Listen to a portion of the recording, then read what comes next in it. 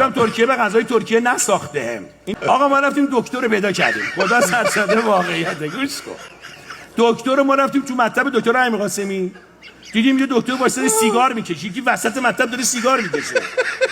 گفتم دکتر، گفت یس. گفتم یو دکتر؟ گفت یس. گفتم یو اسموکینگ؟ گفت یو وان. گفتم نو. تو مطب داری سیگار میکشی؟ گفت گفتم آقا ما شکمون معذرت میخوام گیر کردیم بنده. گفت نو پرابلم، شما تو اتاق برو، ما یه چیز داریم به نام میکنوس. گفتیم اوکی میکنوس دیگه چیه؟ ما رو خوابوند و معذرت میخوام ما دیگه مجبور شدیم که شلوارمون رو دریم که آقا میکنوس رو استفاده کنه. تلفنش زنگ زد یادش رفت، یارو تو کار بسازه بفروشم بود. یارو رفت تو اتاق بعدی، من بدبخت اونجا دلا شدم، پنجره باز، یه میلم وسط پای بنده است به نام میکنوس.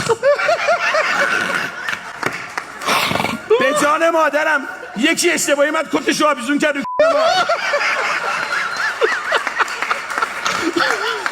بکن جالباسیه. دکتر داشت مساله میفروخت و آجرها رو معامله میکرد، این برنامه به جای 2 دقیقه 7 دقیقه اون تو بود. حالا ببین چه بلایی سر من اومد.